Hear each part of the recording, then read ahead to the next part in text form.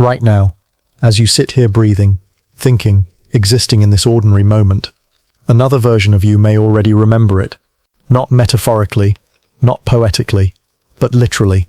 Imagine your future self, years from now, looking back at this exact slice of time the way you look at childhood photos. They know what you will choose. They remember what you will regret.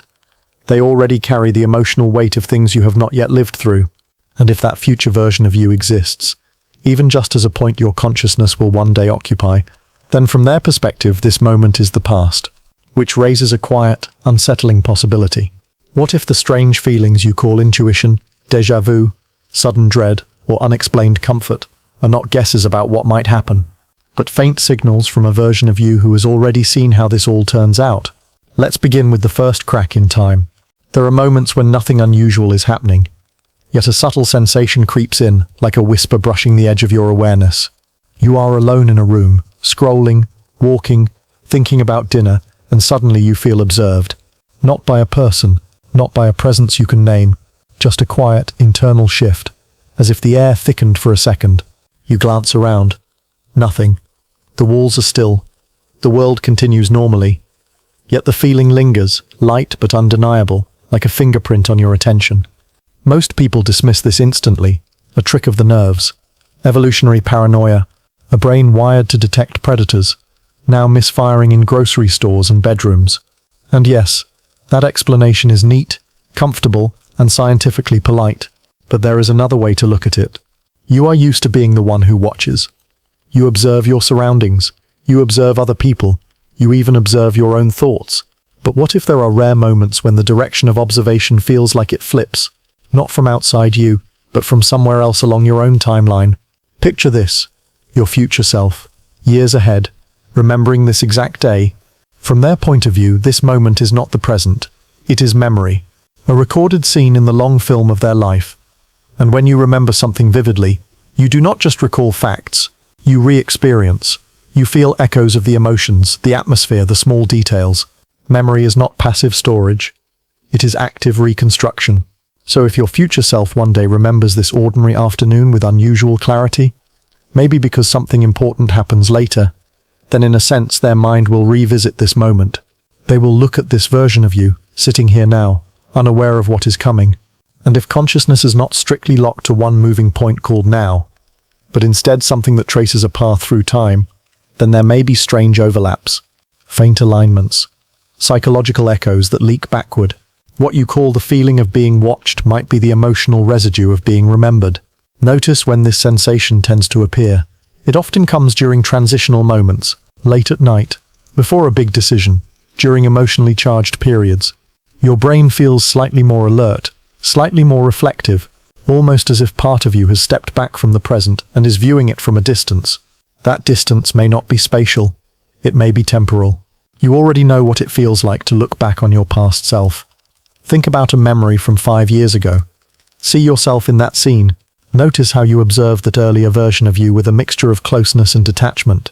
You are them, but you are also not them anymore. You watch them make choices you now understand differently. From the perspective of that past version, they had no idea you would one day be observing them like this. Now reverse the direction. Somewhere ahead there may be a future you who looks back at this present version with the same layered awareness. They remember what you are about to go through. They remember how this phase ends. They might even feel compassion for you, knowing what lessons are coming. If consciousness involves continuous self-modeling across time, then moments of self-awareness in the present might brush against the awareness of your future self remembering you. 2 points on the same thread, briefly resonating. This could explain why the feeling is not exactly fear, not exactly comfort. It is ambiguous, charged but not directional. Like standing on a stage after the audience has left, yet sensing that someone once sat in every seat. You are not being watched by an external entity. You are being watched by someone who has already been you longer than you have. And here is the strange part. The feeling never lasts long. It flickers and fades. That may be because your present mind cannot hold the paradox for more than a moment. The idea that you are both the observer and the observed, separated only by time, creates a loop your everyday awareness quickly smooths over. So you return to your phone, your task, your conversation. But every now and then, in the quiet spaces between thoughts, the sensation returns. Subtle, almost polite. Not a warning, not a threat. Just a reminder that somewhere ahead, a version of you has already survived this day and is looking back at you now like a memory they cannot change. Imagine meeting someone who knows every choice you are about to make. They know which messages you will send and which ones you will hesitate over. They know the opportunities you will almost take, the ones you will miss, the ones you will not recognize until it is too late. They know the exact day an ordinary afternoon quietly turns into a memory you revisit for the rest of your life. Now imagine that someone is you, not a copy, not a parallel universe duplicate, just you, further down the timeline, carrying the full weight of what you have not yet lived. From their perspective, your future is not a mystery. It is biography. You already understand this concept in reverse. You look back at your childhood self and think, if only you knew what was coming. You watch old versions of yourself in memories, with a strange mix of affection and frustration. You want to warn them. You want to tell them what matters and what does not. But you cannot reach backward through time to adjust their path. Your future self may feel the same way about you right now. Somewhere ahead there may be a version of you who remembers this exact period of your life with sharp clarity. They know how the uncertainty resolves. They know which worries fade into irrelevance and which small decisions quietly reshape everything. They have already felt the consequences you are still approaching. From their point of view, your present is a fixed chapter. And yet, from your point of view, everything still feels open. This creates a strange split in perspective. You experience life as possibility. Your future self experiences this same stretch of time as inevitability. Both viewpoints are centered on the same consciousness, just positioned at different coordinates along the timeline. You might think that if the future already contains a version of you who knows what happens, then everything must be predetermined. But that is not necessarily the case. Think of it less like a script written in advance and more like a path that becomes solid only once walked. Your future self knows what happens. Not because it was forced to happen, but because from their position, it already has. Knowledge does not cause the event, it follows it. Right now, you are generating the memories your future self will one day carry. Every hesitation, every risk, every quiet evening doing nothing in particular, is being recorded in a life they already remember living. You are building their past in real time. That may be why certain decisions feel heavier than they logically should. You stand at a crossroads that looks small on the surface, yet something inside you reacts as if the stakes are enormous. A job application, a message left unsent, a conversation you almost start. Perhaps part of you senses that this moment will matter later. Not through mystical foresight, but through a subtle alignment with the person you are in the process of becoming. Your mind is not just a present tense machine. It is a system constantly predicting, simulating, and projecting forward. In doing so, it creates a rough outline of the future self you are growing into. That outline is not perfectly accurate, but it is close enough that sometimes it feels like guidance. When you say, "I have a feeling this will be important," what you might be experiencing is your brain's model of your future self tugging gently on your present attention. A psychological gravity pulling you toward or away from certain paths. Your future self, the one who already knows what happens next, is not sending messages backward through time in any magical sense, but the structure of your mind already contains traces of them. Your habits, your fears, your hopes, and your patterns are the early drafts of that person. You are not separate beings.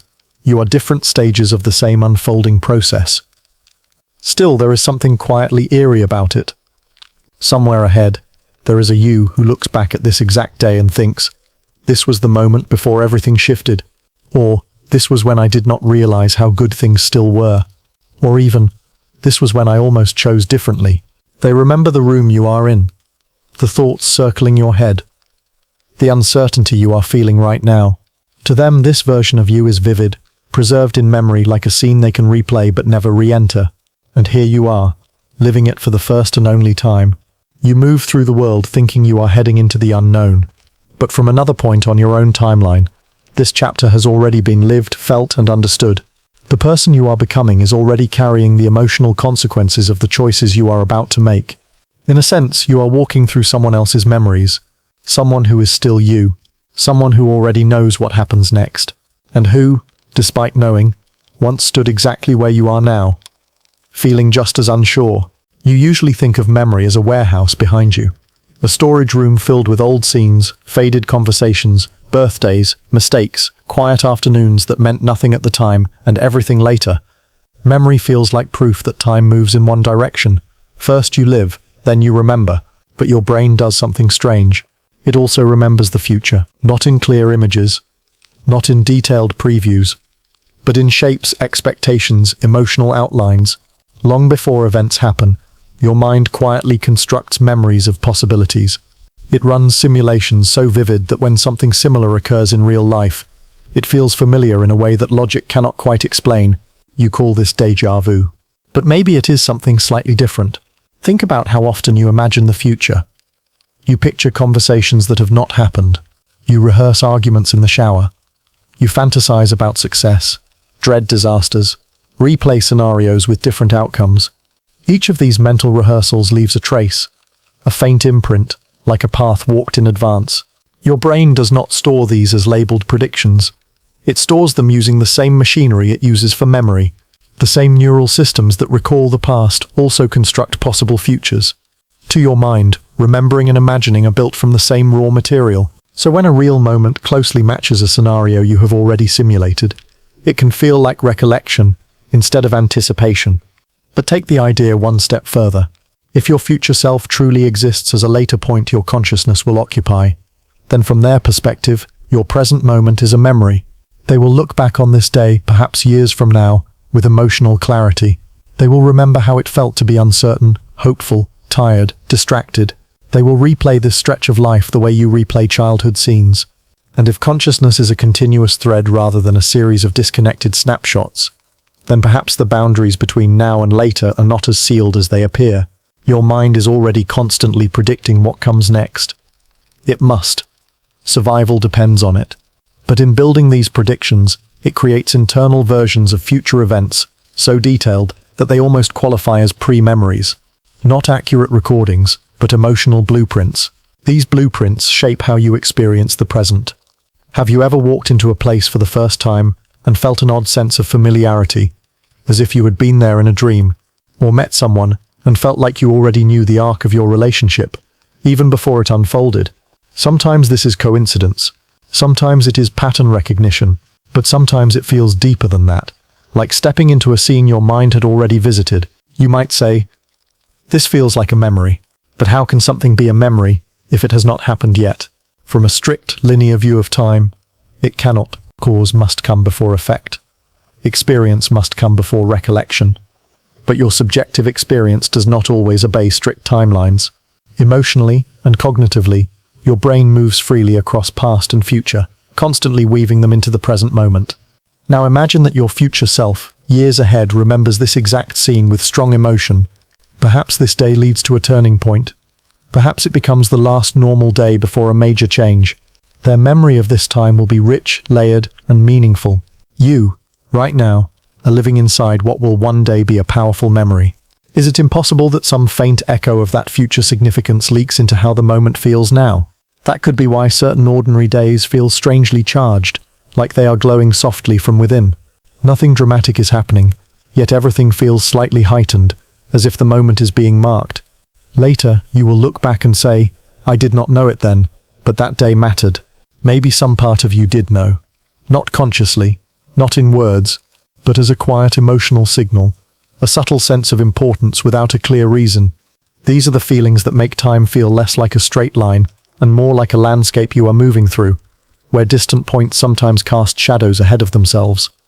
The future does not send you images or instructions, but it may influence the emotional weight of certain experiences, simply because of how deeply they will be remembered later. Your brain is already a machine that turns the future into mental experience before it arrives. Your future self will one day turn your present into memory after it has passed.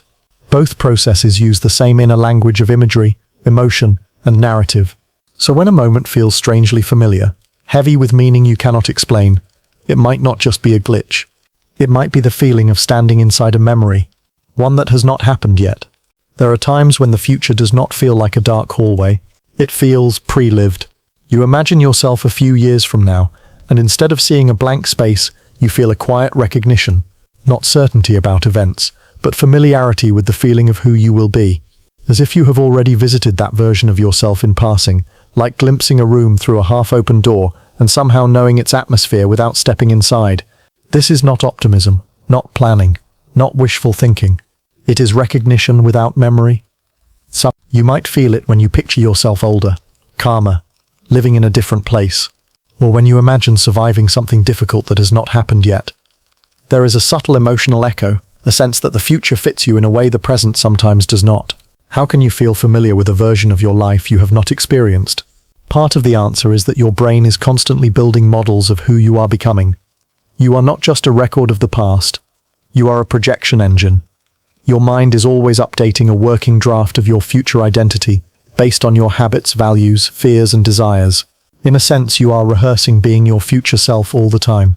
When you imagine handling a challenge with more patience than you have now, or being less anxious or more confident, your brain activates many of the same systems it would use if that version of you were already real. You momentarily step into that identity. You try it on like clothing in a mirror. You cannot quite see clearly. Most of the time this feels like imagination, but sometimes it feels like recollection. That is the strange part. You might think about a future milestone, moving somewhere new, meeting someone important, reaching a long-term goal, and instead of feeling like you are inventing a fantasy, you feel like you are remembering a place you have not visited yet. The emotional tone is not excitement about possibility. It is the quiet steadiness of recognition, almost like your mind is saying, yes, that is you.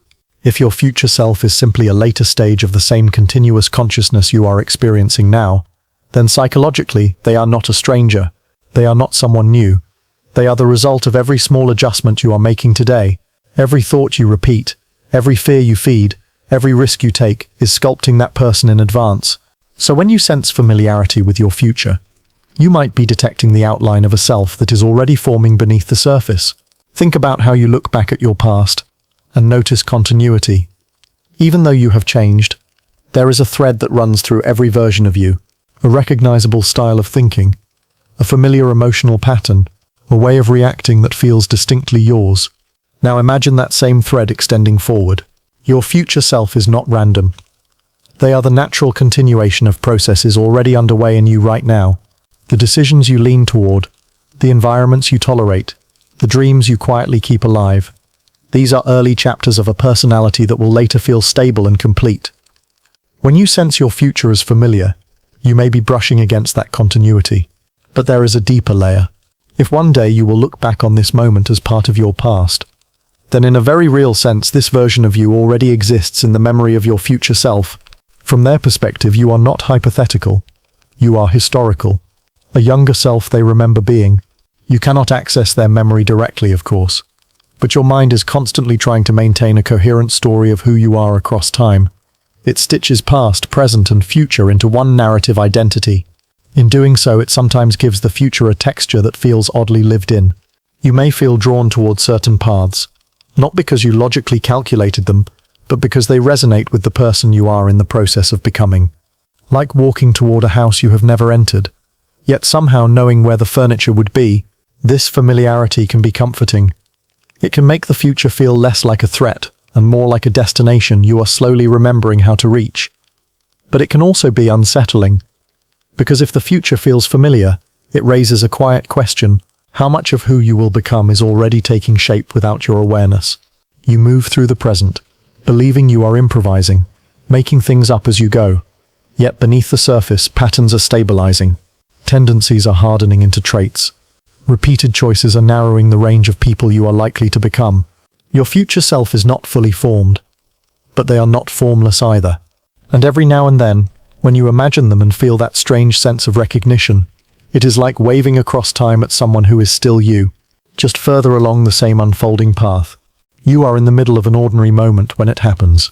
A conversation, a gesture, the way light hits a wall, and suddenly your mind tightens around the scene with a strange certainty.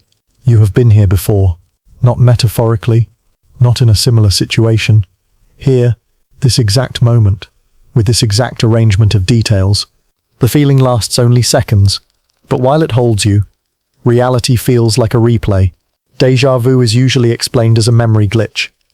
Your brain processes the present moment twice in rapid succession, and the second pass gets mislabeled as a memory, a timing error, a neurological hiccup.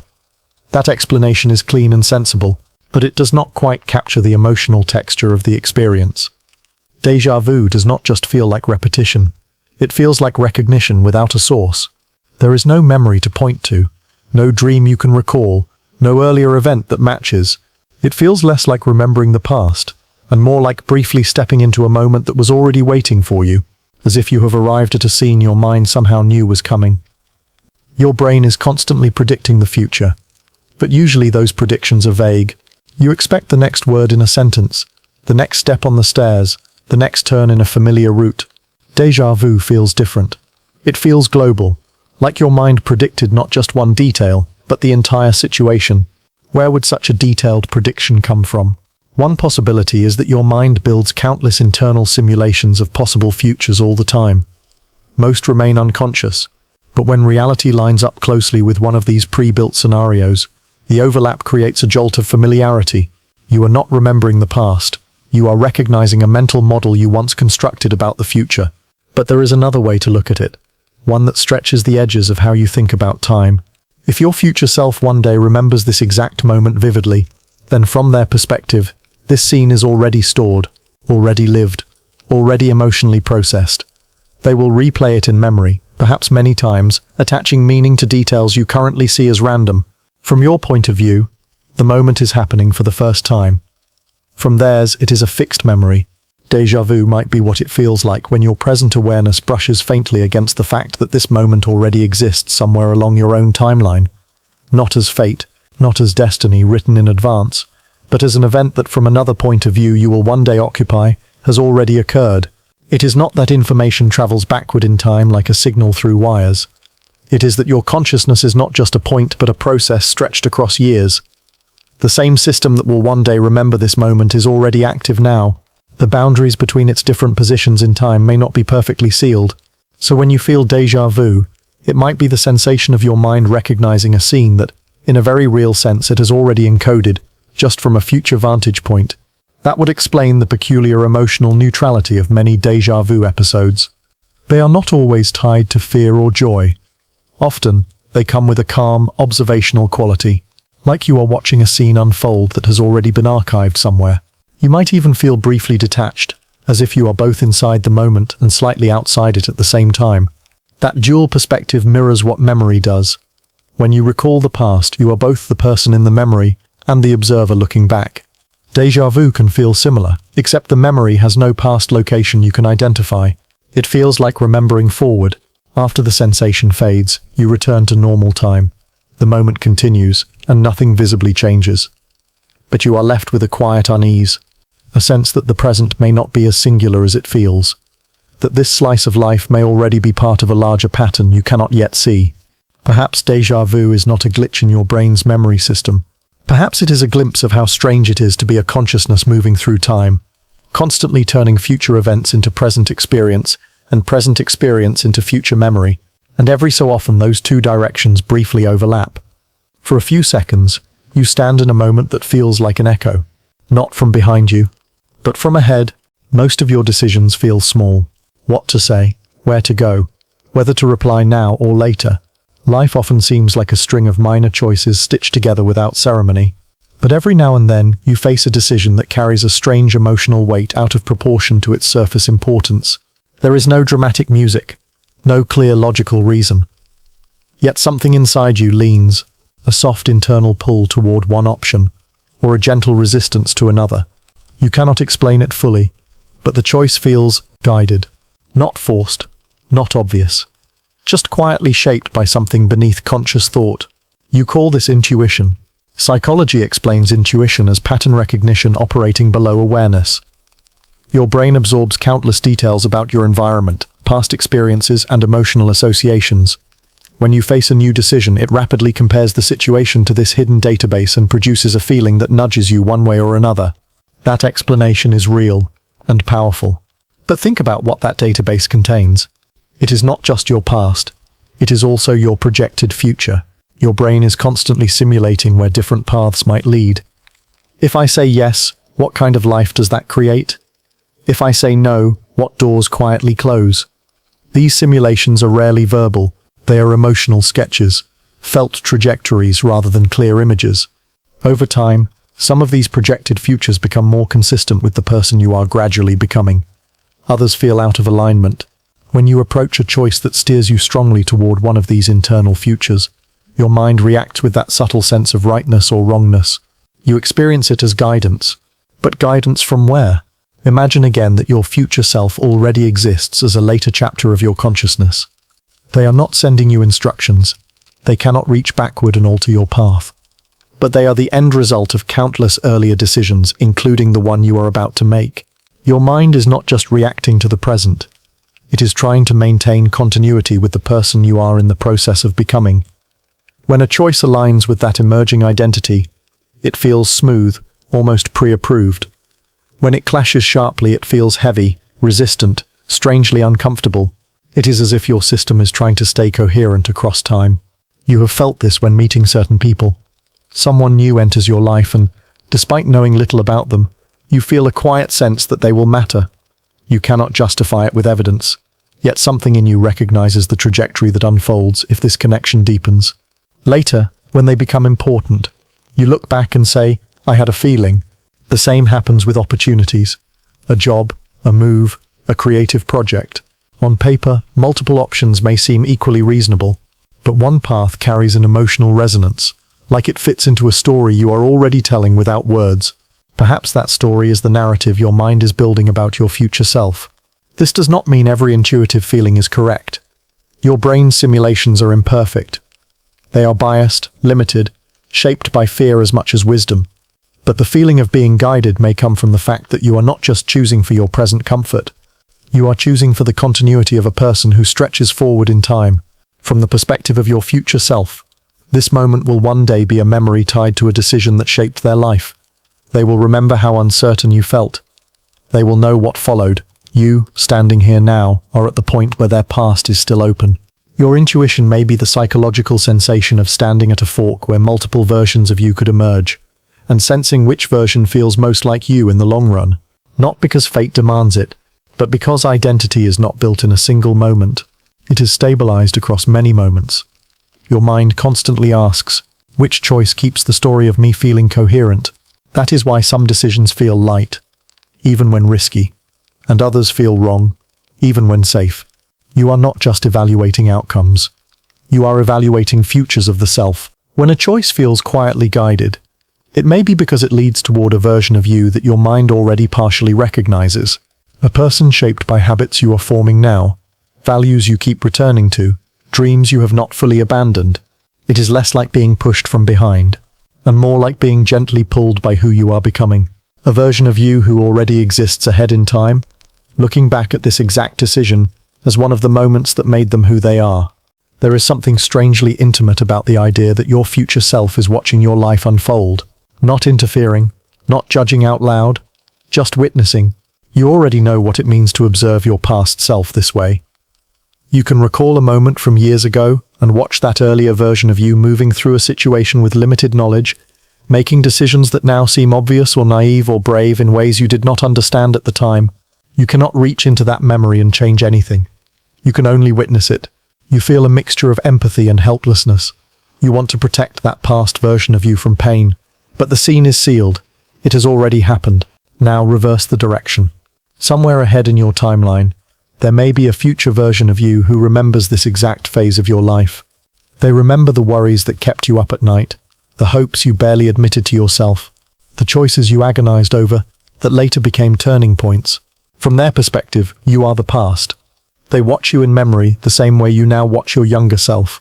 With compassion, maybe with regret, maybe with gratitude, but always with the quiet limitation of someone who can observe but cannot intervene. Your future self is a silent witness to everything you are doing right now. That thought can feel comforting at first. You are not as alone in your struggles as you think. The person you will become has already survived what you are going through. They carry proof that you made it through this uncertainty, this confusion, this stretch of not knowing, but it can also feel unsettling. Because your future self remembers not only your strengths but your mistakes. They know the moments you hesitated when you could have been brave, the times you chose comfort over growth, the words you did not say, the chances you let quietly expire. They cannot go back and fix those moments. And you, right now, are living inside what will one day be their unchangeable past. This creates a strange kind of responsibility, not to the world, not even just to your present self, but to the person you are going to be. Every action you take is something they will remember. Every day you drift through on autopilot becomes part of the story they will carry for the rest of their life. You are generating the memories of someone who already exists in your future. Imagine your future self watching this period of your life, the way you watch an old video of yourself. They notice details you overlook. They see how close you were to certain turning points. They feel emotions you cannot yet feel because you do not know the outcomes. They might watch you sitting alone, doubting yourself, and feel a deep tenderness, knowing what you eventually grow into. Or they might watch you ignore a quiet opportunity and feel a pang of regret they cannot resolve, but they remain silent. Not because they do not care, but because memory does not have a voice that can reach backward. The relationship between you and your future self is one of observation without communication. They are forever a step too late to help, and you are always a step too early to hear them. Yet psychologically, you already carry an internal observer. Part of your mind is always watching yourself, narrating your life, evaluating your actions. This inner witness may be the present-time version of the same function your future self will use to remember you later. You are both the actor and the audience of your own life. Sometimes in quiet moments you may feel this more strongly. A sense of seeing yourself from the outside, as if your life is already a story being told. You notice the scene you are in, the mood of the moment, the direction things are heading. It feels slightly detached, almost cinematic. That may be the psychological experience of becoming aware that this moment is not just happening, it is being recorded in memory. One day, you will look back at today and think, that was me. That was the person I used to be. You will watch this version of yourself with the same mixture of closeness and distance you now feel toward your past selves. Your future self is not a stranger. They are the quiet witness you are in the process of creating. And right now, as you move through this ordinary day, they are already holding these moments in memory, unable to change them, but unable to forget them either. You are living inside someone else's past, someone who is still you. Sometimes decisions arrive that carry a strange, heavy tension before you even act. You have not yet spoken the words, you have not yet taken the step, you have not yet made the choice, and yet a shadow of regret settles quietly over your mind. A subtle, almost imperceptible foreboding whispers, "You will wish you hadn't done this." It is not paranoia, it is not guilt. It is an uncanny premonition of yourself, an emotional warning from somewhere inside you that senses the outcome before it exists. We usually think of regret as something retrospective. You make a mistake, and later you feel the pang of it, the ache of knowing things could have gone differently. But what if regret sometimes reaches forward? What if it is not only the echo of past errors, but a faint signal from a version of you that already remembers what is about to unfold? Consider that your future self already exists somewhere down the timeline. They have lived through this moment, felt the consequences of your choice, carried the emotional weight. From their vantage point, the decision you are about to make is not abstract, it is memory. The regret they feel is fixed, permanent, tied to outcomes you cannot yet see. And because consciousness is continuous, subtle traces of that awareness can ripple backward into the present. You feel the tension, the hesitation, the quiet tug away from a path that you haven't even walked yet. That feeling may not be superstition or imagination. It could be the psychological residue of the person you will become remembering this moment before it occurs. Think about everyday life. You hesitate to send a message. You pause before answering a question. You feel a quiet dread about a choice that seems trivial. Later, when the outcome is clear, you look back and recognize that instinct. You call it intuition. You call it foreboding. You call it gut feeling. In truth, it may be a faint resonance with your future self, softly nudging you away from decisions that will leave a mark. Even in bigger, life-altering choices, this phenomenon can manifest. You may meet someone, and the thought of committing to a path feels heavier than logic explains. You may contemplate a career change, a move, or an emotional leap, and a part of you recoils, sensing not the action itself, but its consequences. The sense of regret emerges before the act, shaping your perception, influencing your hesitation. Your brain itself contributes to this effect. It simulates possible futures, running countless scenarios in rapid-fire succession, assessing potential emotional outcomes. But what if some of those simulations are not just hypothetical? What if they are informed, however faintly, by the version of you that will eventually live through them. The mind may be a recording device of sorts, tuned to the echoes of self across time. Regret before the mistake is made feels heavy because it is dual-layered. You are simultaneously experiencing uncertainty about the choice and a subtle awareness of its inevitable outcome. You are the actor, and at the same time the audience of a scene you have not yet performed. This sensation also explains why some seemingly irrational hesitations feel almost prophetic. That nervousness before a decision is not merely fear. It is a subtle calibration, a quiet warning that aligns your present with your emerging future self. It is less about preventing mistakes in the external world and more about preserving coherence across your own timeline, maintaining the continuity of the person you are becoming. Some philosophers and psychologists might call this a cognitive bias, or your brain's pattern recognition system in overdrive. But imagine it in the context of the theory that your future self is watching. Suddenly that anxiety before a decision is not just neural noise, it is a faint signal from someone who has already navigated this path. Someone who remembers, and through memory alone influences the present. And so, when you hesitate, when a shadow of regret creeps in before any action, listen. There is a quiet wisdom in that feeling. It is not omniscience, it is not destiny carved in stone. It is a subtle tether to a version of yourself that exists ahead of you in time, a witness, a memory, a silent guide who has already felt what you will feel, and whose awareness momentarily brushes against your present. In this sense, regret is not always retrospective. Sometimes it is prophetic. Sometimes it is the soft echo of your future self reaching back, whispering, "Pay attention, choose carefully. You will remember this." And even if you do not consciously understand it, you already carry the faint imprint of consequences you are yet to experience, living today with the shadow of what is inevitable. We are taught from the moment we learn to read clocks and calendars that time flows in a straight line. Past, present, future, cause, effect, consequence. First this, then that. It is neat, simple, digestible. It allows you to plan, to reminisce, to organize your life into a series of sequential chapters. Without this framework, daily existence would feel chaotic, impossible to navigate. But what if linear time is a story your mind tells itself for comfort rather than a fundamental truth? What if the progression from yesterday to today to tomorrow is more malleable than you realize? A perception crafted by consciousness, not a property of reality. Consider memory.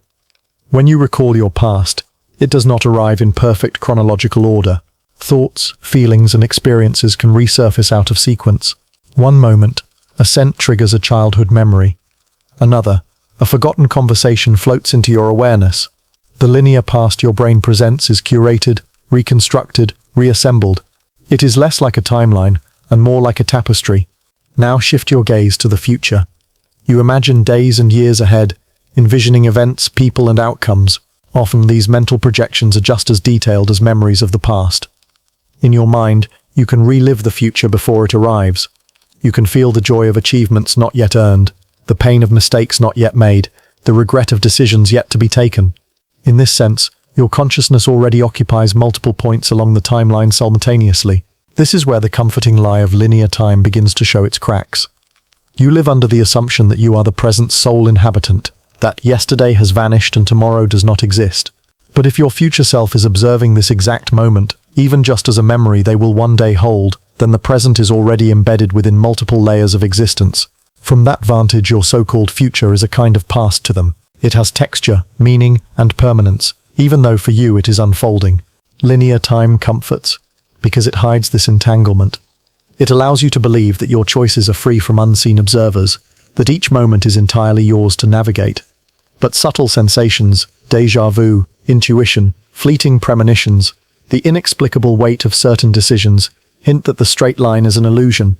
These experiences suggest that your present is a nexus, where past, future, and memory intersect, and that your consciousness in its continuity stretches beyond the immediate now. The brain thrives on this illusion because it reduces existential complexity. If the future can be remembered, and the past reconstructed, the mind could theoretically collapse under the weight of simultaneity, seeing all possibilities at once. Linear time acts as a filter, a narrative scaffold that keeps the flow manageable. It tells you in subtle ways that you are moving from point A to point B, and that everything is neat, predictable, and comprehensible. Yet the mind occasionally betrays the lie. In moments of déjà vu, a fleeting thought, or an inexplicable feeling of familiarity with a future event, You glimpse the non-linearity beneath. You realize, if only for a heartbeat, that the world is not strictly sequential, that memory and anticipation are built on the same machinery, and that your experience is not limited to the arrow of time. The past, present, and future are not isolated compartments, but overlapping layers of consciousness, constantly interacting. Understanding this does not strip life of meaning. On the contrary, it deepens it. Every decision, every conversation, every breath is simultaneously shaping your present and being remembered by your future self. Your awareness of the apparent linear flow is itself part of a larger temporal weave, one in which cause and effect coexist with reflection, memory, and foresight. The comforting lie of linear time keeps life simple, but it also limits perception. It allows you to move through each day without existential vertigo, yet it conceals the richness of your own temporal self, how your consciousness stretches, folds, and observes across the years. The present, in reality, is never purely now.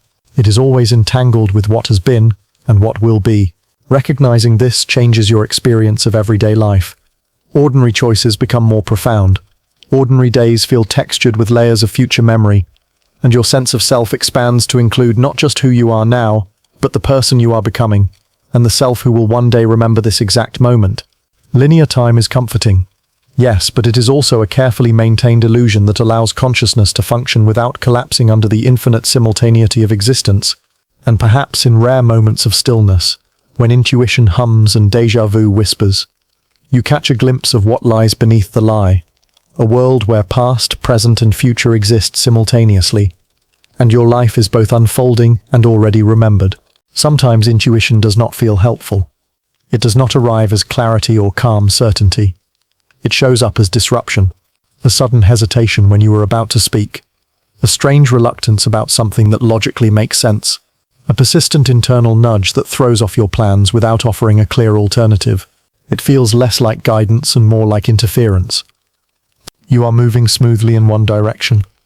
Then something inside you resists. You cannot explain why. There is no visible threat, no obvious downside, yet your emotional system acts as if a hidden variable has entered the equation. The moment becomes unstable. Your confidence flickers. Most of the time you try to override it. You tell yourself you are overthinking. You push forward anyway. But the feeling leaves a trace, a quiet question. Why did that feel wrong? We tend to trust intuition, only when it leads to good outcomes. When it saves us from a mistake, we call it wisdom. When it complicates our plans, we call it anxiety. But perhaps intuition sometimes feels like interference precisely because it is not aligned with your immediate desires. It may be aligned with something further down your timeline. Your conscious mind focuses on short-term comfort, social approval, and visible rewards. But your deeper cognitive systems are constantly modeling long-term identity. They are asking a different question. If I choose this, what kind of person do I become? That question does not always produce pleasant answers. Imagine again that your future self already remembers this phase of your life. They know which decisions led to growth and which led to stagnation. They know where you betrayed your own values for convenience and where you took risks that reshaped you in ways you could not predict. From their perspective, certain moments stand out as turning points. You, standing inside one of those moments, may feel a strange internal turbulence without understanding why. Intuition, in these cases, feels less like a friendly guide and more like someone tugging your sleeve while you are trying to walk in the opposite direction. It feels like interference because it interrupts the smooth story your present self wants to tell. Think about times you were about to say yes to something that would have kept you small, safe, unchanged. A social role you had outgrown, a pattern you knew was unhealthy, a habit that dulled your potential. Logically, staying the same can feel easier, but intuition often resists these paths. Not with loud alarms, but with subtle friction. You feel drained at the thought. Restless. Slightly uneasy. That discomfort might be the psychological sensation of misalignment with the person you are in the process of becoming. Your mind holds an evolving model of your future self, shaped by your deeper values and long-term patterns. When a choice pulls you sharply away from that trajectory, the system reacts. It does not always explain itself in words. It just interferes. This can also happen in the opposite direction. You may feel drawn towards something that scares you, something inconvenient, something that disrupts your current stability. Your intuition nudges you toward the harder path. From the outside, this looks irrational. Why choose difficulty? Because difficulty often leads to transformation, and transformation shapes the person your future self will be. Your intuition is not just optimizing for present comfort. It is optimizing for narrative coherence across time. It is asking, will this choice make sense when I look back on my life? Will this action align with who I am becoming? When the answer is no, you feel resistance. When the answer is yes, even if the path is hard, you feel a strange, steady pull. From the perspective of your future self, this moment is already part of their past. They know how it fits into the larger story of who they are. You do not.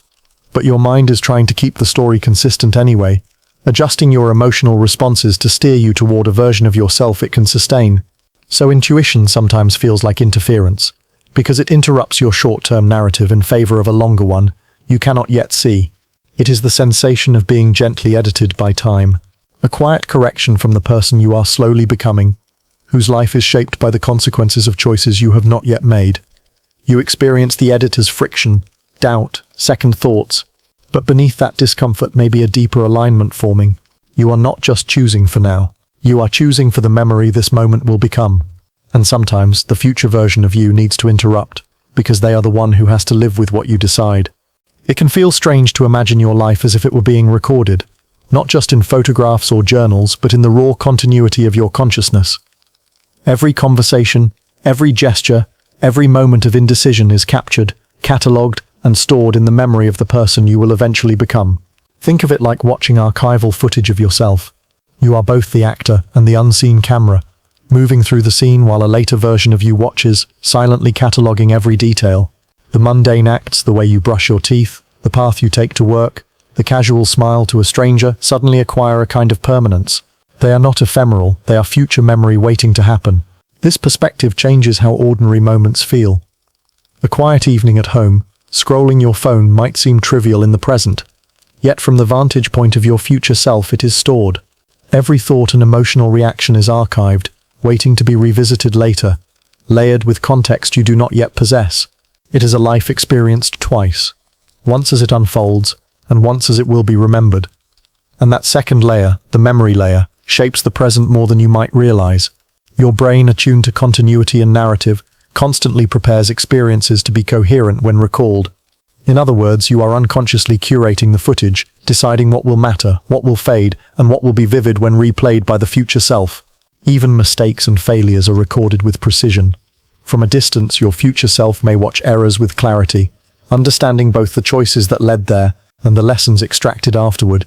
These moments become part of the archival record, shaping patterns and guiding future decisions. This concept also reframes regret. What you fear now, the moments you think might become painful memories, is already present in the future's archive. You are, in effect, living in scenes that will later be scrutinized, relived, and perhaps even cherished. The discomfort you feel at times may be a subtle awareness of being observed by your own consciousness, even if that observation exists in the future. Archived life also explains the feeling of déjà vu. When a current moment closely mirrors something your future self has already recorded as memory, you experience a faint resonance, a familiarity that seems out of place. It is the overlap between present experience and its eventual archival form. You are walking through footage that has already been made, in a sense, before the film is finalized. The idea can be unsettling.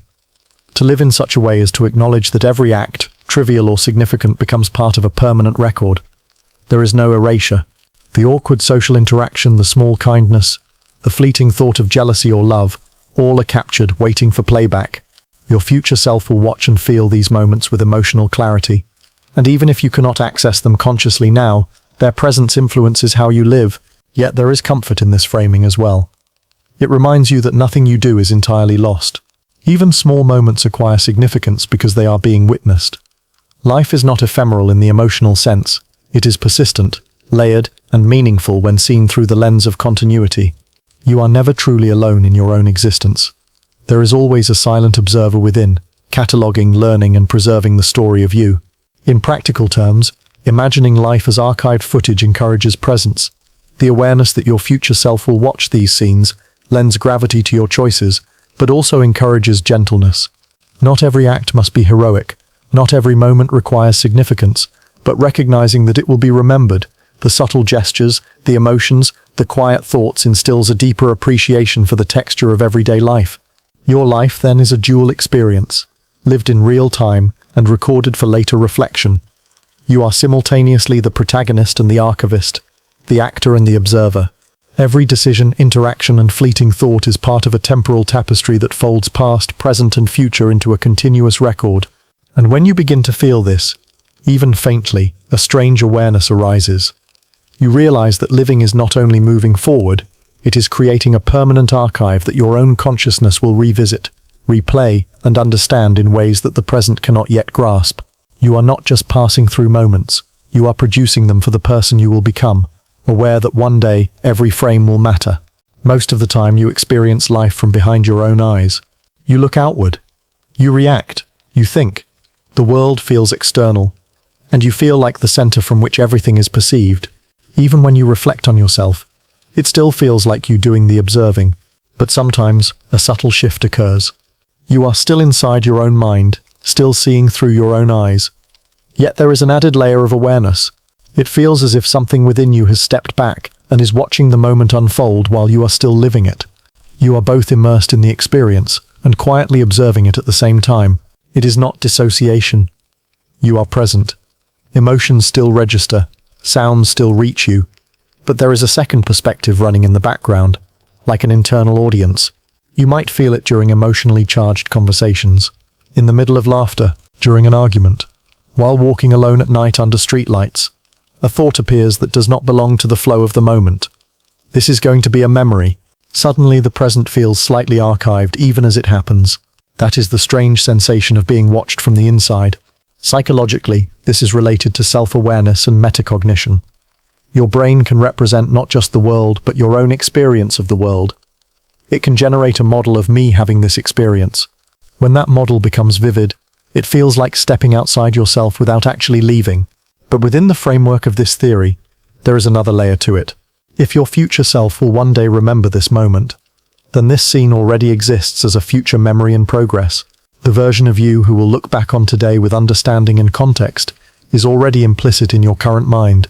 Their perspective is not separate from you. It is a later stage of the same continuous consciousness. So when you suddenly feel like you are observing yourself from within, it may be the psychological echo of that future perspective beginning to form. You are not just living the moment. You are living it as someone who will remember it. That subtle shift creates a feeling of dual presence.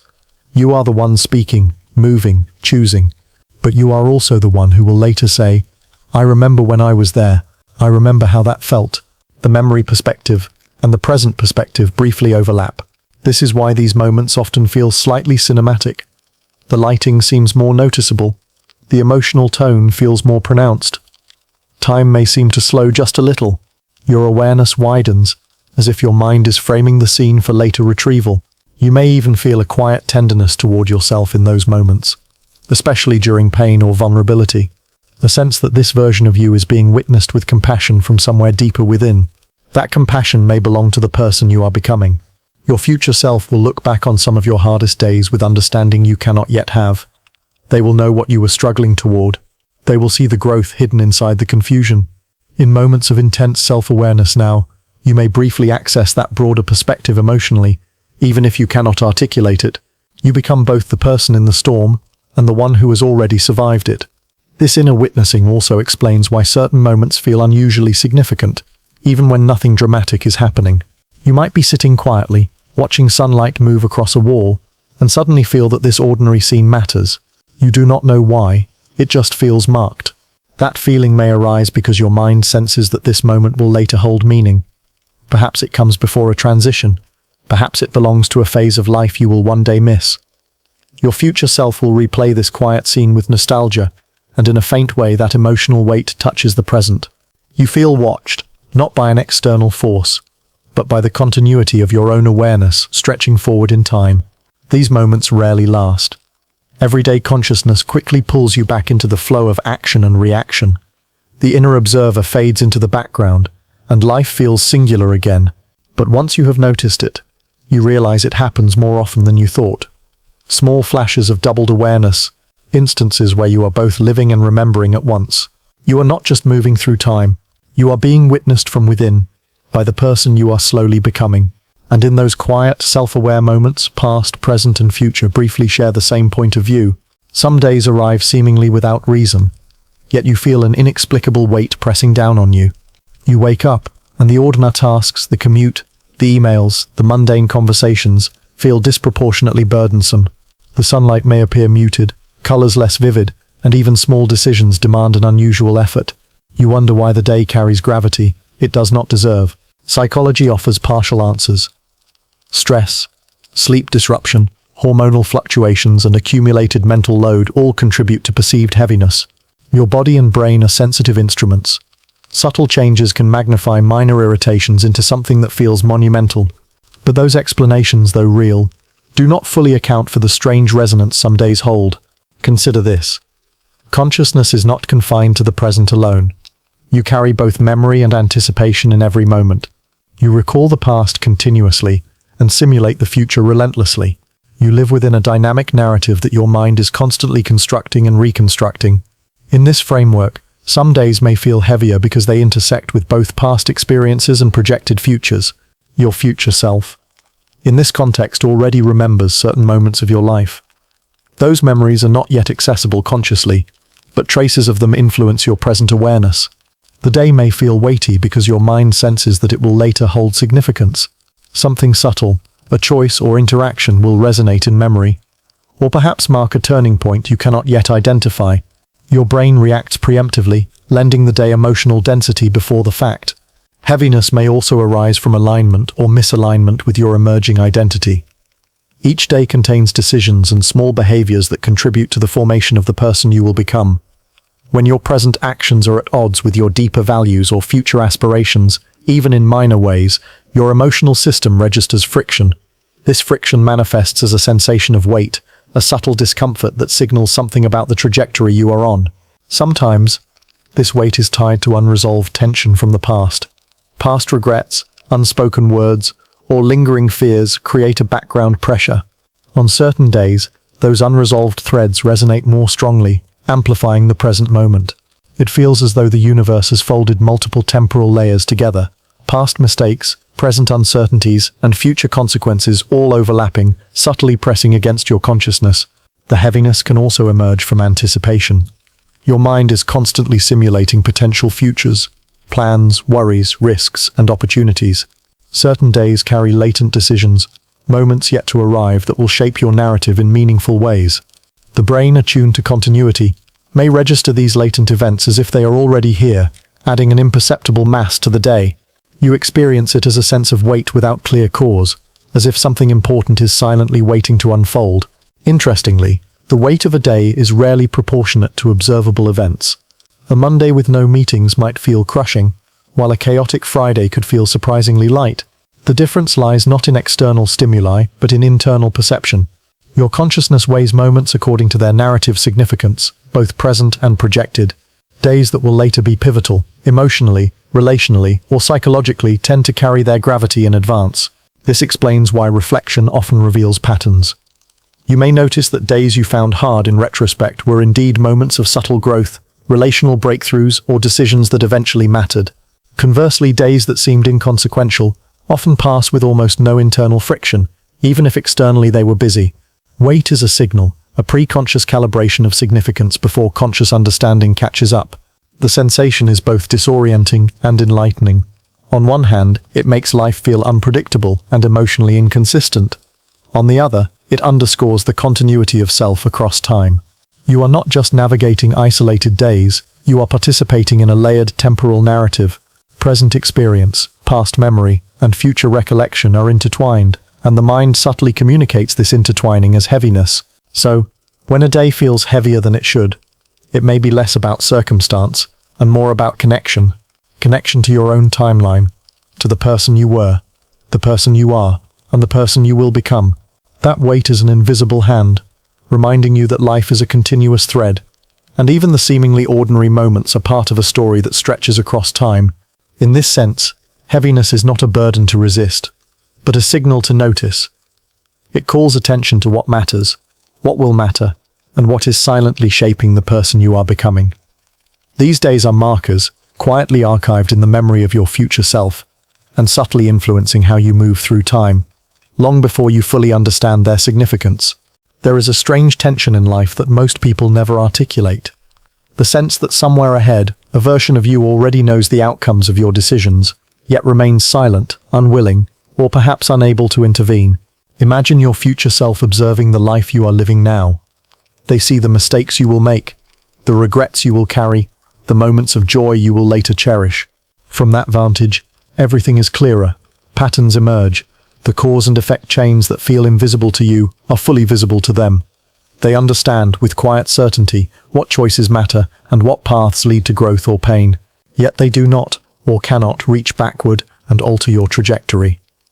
They remain watchers, not actors. They cannot speak, cannot send messages through time, cannot nudge your decisions. Their wisdom exists, but only as memory. Your present self must navigate the world without direct access to it. This creates an uncanny dynamic. Sometimes you feel intuitions, gut feelings, or fleeting hesitations that seem like interference from outside yourself. But what if these sensations are the faint echoes of your future self? Signals that brush against the present, whispers of understanding that cannot fully articulate themselves. They are not instructions, but hints, subtle reminders that your path is already observed. It explains the moments when your own mind seems to know better than you do. You pause before speaking, reconsider a choice, or hesitate to act in a way that feels inexplicably prudent. You cannot justify it rationally. The logic does not add up, and yet there is a quiet weight behind your hesitation, an invisible hand holding you back, trying not to disrupt the flow of your unfolding story. The silence of the future self is deliberate. Intervening would collapse the integrity of experience. If they pushed too hard, your present consciousness might resist. Your life would lose authenticity, and the lessons that shape you could be lost. Growth requires space, mistakes, and the raw texture of lived experience. Their non-interference preserves the reality you must navigate. This tension also explains certain forms of anxiety. The pressure you feel in moments of indecision, the unease during choices with unclear consequences, may be the echo of knowledge from a vantage point you cannot yet occupy. You feel the weight of future outcomes pressing lightly on your present awareness, nudging your instincts without violating your freedom. There is a strange beauty in this arrangement. The future you is not a puppet master. They are a guardian of temporal integrity, a silent witness ensuring the continuity of yourself. Their existence implies that consciousness is continuous, stretching across years, and that each moment is both lived and remembered simultaneously. Your mistakes, your triumphs, your regrets, they are all preserved, catalogued, and observed by someone who is still, in a sense, you. Sometimes this presence is comforting. You sense that the person who will survive and look back on this moment has already done so in some abstract way. Even if your current self is lost, unsure, or faltering, the future self has endured. They carry the memory of this struggle, and in doing so they honor the process you are living through. Other times it is disquieting. Knowing that someone else already remembers this phase, someone intimately connected to you yet detached, creates a sense of accountability beyond immediate comprehension. The future self knows outcomes that you cannot yet see, and their silent observation adds a subtle gravity to otherwise ordinary decisions. This perspective reframes the notion of guidance. It is not about altering events, ensuring success, or avoiding failure. It is about witnessing, recording, and preserving the coherence of identity across time. The future self intervenes only psychologically, through the subtle calibration of intuition, hesitation, and emotional resonance, always stopping short of explicit interference. So when you feel a quiet tug, a hesitation that defies reason, or a fleeting sense of being observed from within, consider that it may be your future self brushing against your present, not to change your choices, but to ensure they are experienced, lived, and remembered authentically. They are trying not to interfere, even as they leave traces of their presence in the subtle language of feeling and instinct. You are both the actor and the audience, the one who acts and the one who watches. The future you is not rewriting the story. They are witnessing it unfold in all its complexity, holding it in memory while letting you live it fully, moment by moment. And that delicate balance, the tension between knowledge and restraint, is what allows life to be both meaningful and real. Sometimes emotions show up before their reason has arrived. You are walking down a street, thinking of nothing in particular, when an inexplicable surge of sadness or joy sweeps through you. You feel the weight of longing, a flash of guilt, a spark of excitement, and you cannot attach it to any immediate cause. The situation does not warrant it. Nothing in the present explains why your heart flutters or your chest tightens. Yet the feeling is real. It is as vivid, as tactile, and as emotionally consuming as any reaction tied to clear events.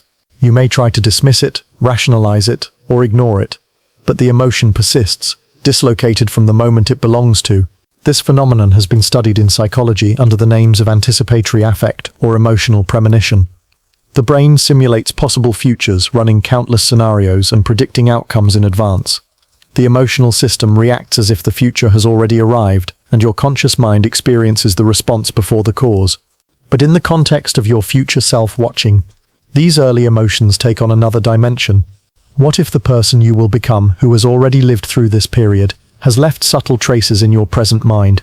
What if your consciousness, stretched across time, is sensitive to memories that do not yet exist for your present self? In other words, emotions can arrive before their cause, because they are partially informed by the experiences your future self will carry. You feel the resonance of events that have not yet happened for your now, but that will eventually be encoded as memory. Your mind experiences a prelude of your own history. Think of the thrill of anticipation. You are about to take a risk, send a message, confront a fear, or make a leap. The emotional reaction may precede the action. You are sensing the reverberations of consequences not yet realized. Your brain has glimpsed a possible timeline and responds before the events have fully unfolded. Similarly, grief or anxiety can arrive early. You might feel a pang of loss for something that has not yet occurred. A breakup, a mistake, a missed opportunity. The present triggers a shadow, a foreshadowing of the emotional impact that will crystallize later. Your consciousness, both present and forward-reaching, senses the ripple before it lands. Even mundane emotions can appear too soon. Joy, pride, regret or nostalgia may surface in ordinary moments, disconnected from immediate events. Perhaps you sense the satisfaction of completing a task before you even start. Perhaps you feel guilt for a misstep not yet taken. These early emotional signals are whispers from your extended temporal awareness, nudging you, warning you, or simply recording. The sensation is unsettling, precisely because it challenges your sense of linear time.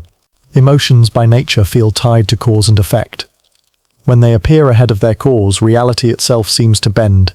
You experience the world as if it were already observed, already remembered, already interpreted by a consciousness that stretches into your future. This also explains why intuition sometimes feels like interference. Those premature emotions may be soft guidance from the continuity of self, a subtle signal that this path, choice, or encounter will carry weight.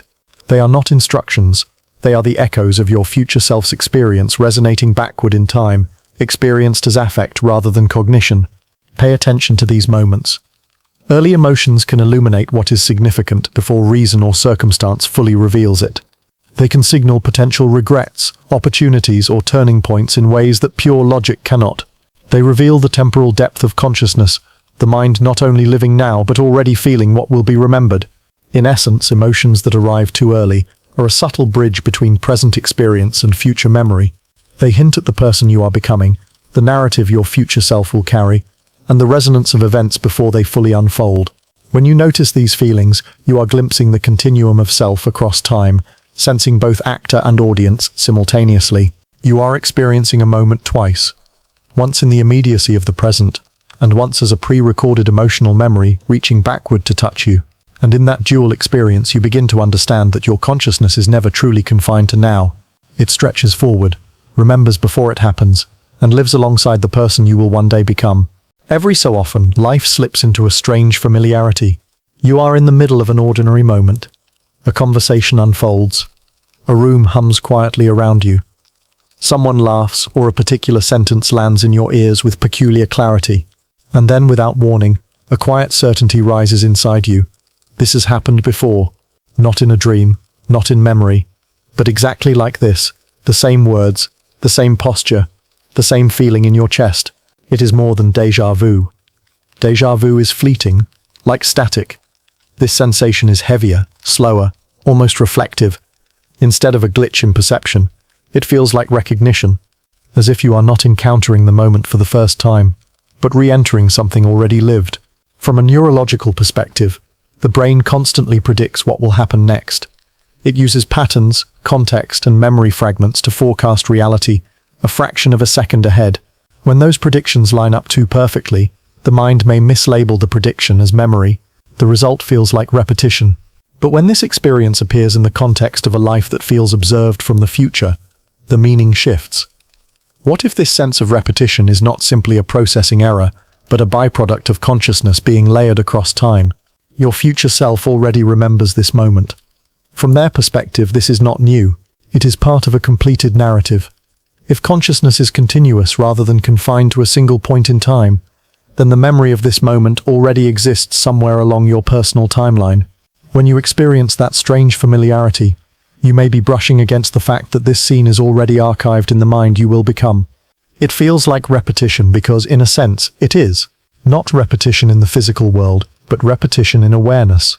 You are living an experience that is simultaneously being remembered by the version of you who has already lived through it. The sensation of this already happened may be your present consciousness detecting the overlap between experience and future memory. Notice how these moments often arrive during emotionally charged or quietly meaningful situations. Rarely do you feel this sense of repetition while staring at a blank wall or waiting in a dull line. Instead, it appears when something subtle but important is unfolding. A decision is forming. A relationship is shifting. A realization is approaching. These are moments your future self will remember clearly. They will look back and think, that was a turning point. Even if right now you do not yet understand why, your present mind, sensitive to narrative significance, senses the weight of that future memory and interprets it as familiarity. This perspective transforms the feeling from eerie to intimate. The sense that this has all already happened is not a sign that life is predetermined or meaningless. It is a sign that your life forms a coherent arc. Moments connect. They echo forward and backward across time. There is also a calming element hidden inside the sensation. If this moment feels remembered, it implies survival. The future version of you exists to remember it. Whatever uncertainty surrounds the present, some part of you has already made it through. The familiarity is not just repetition. It is reassurance from continuity.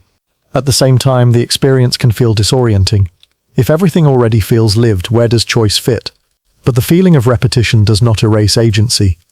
A book can be read more than once, yet the reader still turns the pages. Your future self remembering this moment does not mean you are not living it freely now.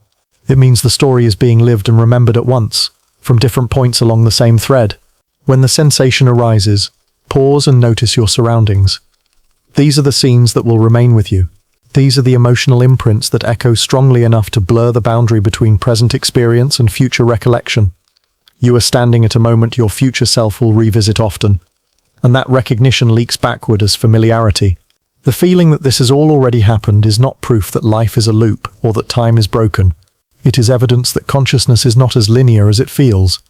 You are both living this moment for the first time and encountering it as something already woven into the memory of who you will become. And in that overlap, where experience meets remembrance before remembrance exists, you glimpse the strange continuity of self, not trapped in time, but stretched across it, recognizing your own life from both directions at once. Right now, as you sit reading this, your life feels immediate. The air around you, the weight of your body, the quiet hum of thought in your head, all of it seems undeniably present. This moment feels owned by you, unfolding in real time, raw and unrecorded. But imagine this same moment from another vantage point. Somewhere ahead in time, a future version of you is remembering this exact slice of existence. For them, this is not the present. It is the past. It is a memory. That means something strange is happening. A moment you experience as now already exists as a recollection in the mind of someone who is still you, just further along the timeline.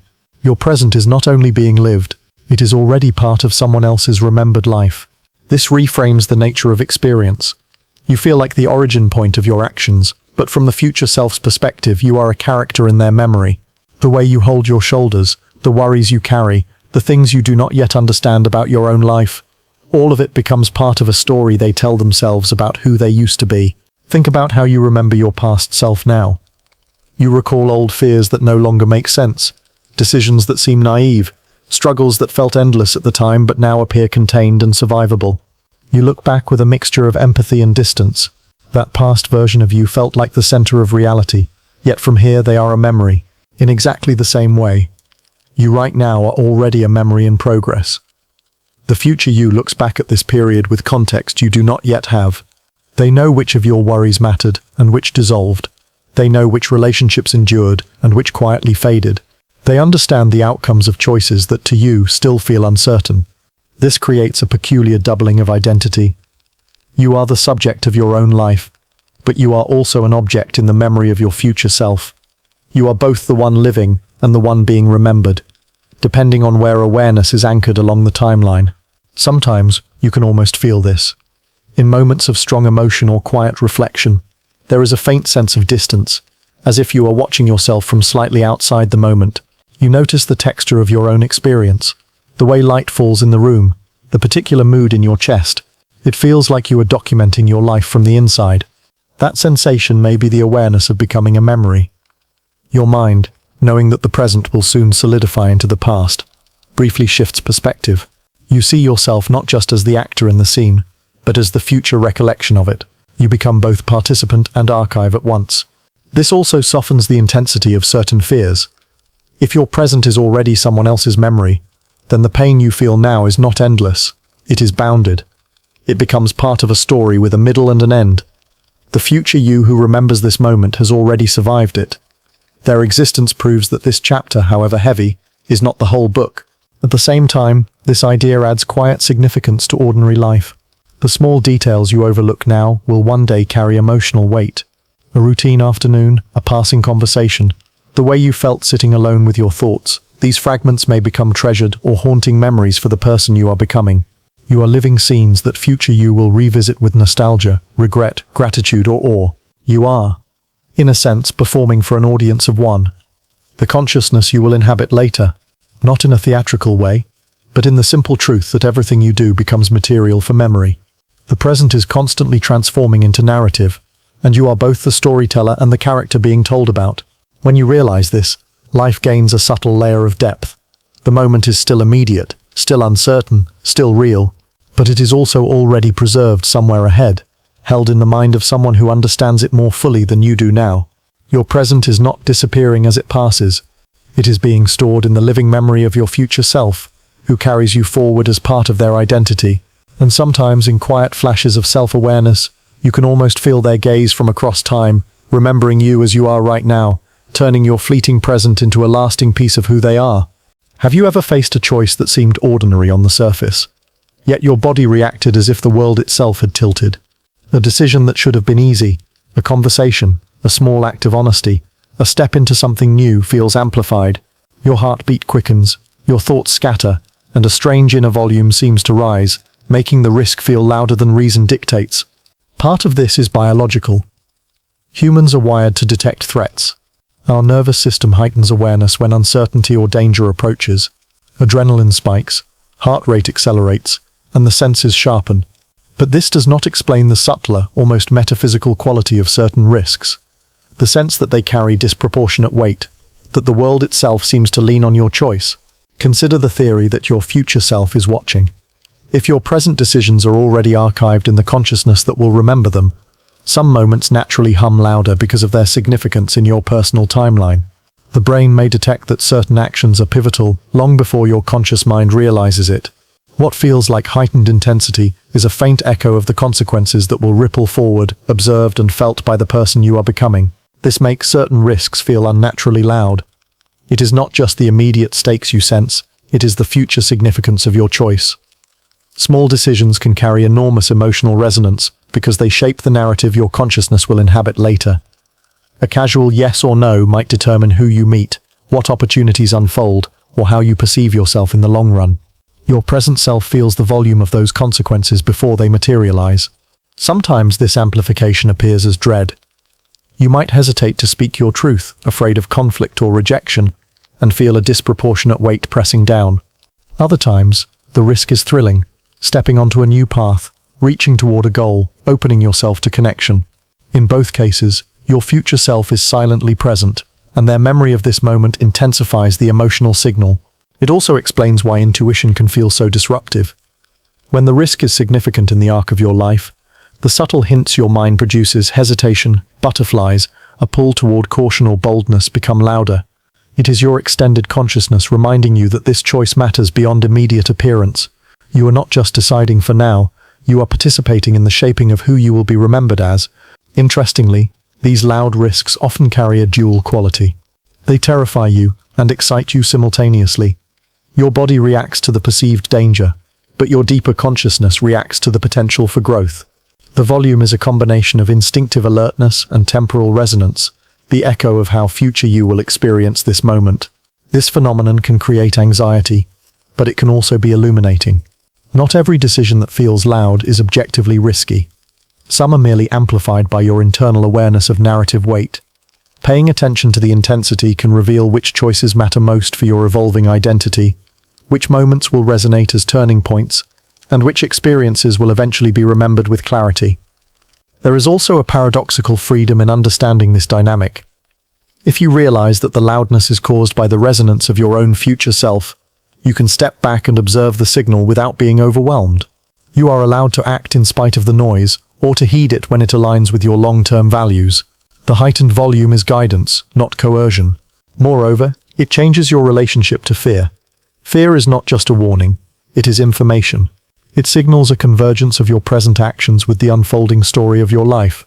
When a risk feels unnaturally loud, it may be the temporal weight of consequences that are not yet visible to you, a future perspective bleeding into the present, asking for attention and care. Ultimately, these amplified risks reveal the continuity of self across time. They remind you that choices matter, not just now, but in the memory that will become your identity. The loudness is a signal that your consciousness is extended, that the future is quietly present in the texture of your feelings, and that the moments that seem small or ordinary may carry extraordinary significance once remembered. So when a risk feels unnaturally loud, pay attention. Lean into the resonance, feel the echo of your future self, and recognize that life is not merely a sequence of isolated events, it is a continuum, and your choices vibrate across it in ways that are both immediate and enduring. There is a particular kind of loneliness that is invisible to the world. It is not born from isolation or the absence of others, but from the awareness that you are in some profound sense watching yourself. Most of the time you experience life from within. Thoughts, emotions, sensations, and perceptions flow seamlessly through you. You act, react, laugh, cry, and move without conscious awareness of your own observation. You are the participant, fully engaged in the narrative of your life. But at times, something shifts. You step into a subtle duality. You are both actor and observer simultaneously. Every action, every decision, every fleeting thought becomes noticeable from the inside. You feel yourself making choices while also noticing the patterns of your behavior, as though a silent witness exists within, cataloging your life in real time. This is not the mind's ordinary reflective capacity. Reflection comes after the fact, a conscious review of what happened. This is happening in parallel. The witnessing and the living occur at the same time. It is as if your consciousness has split along the axis of time, stretching between the present self and the self that will eventually remember this moment. That is where the loneliness emerges. To be observed by yourself is to realize that no one else truly sees the internal dialogue, the subtle hesitations, the quiet fears, or the invisible triumphs of your existence. Your internal observer bears witness to struggles and victories that the outer world cannot perceive. You are deeply known and utterly alone in that knowledge. This solitude is heightened when your awareness expands to the temporal dimension. Your future self is silently watching through the folds of memory, cataloging moments that will one day form the story of who you are.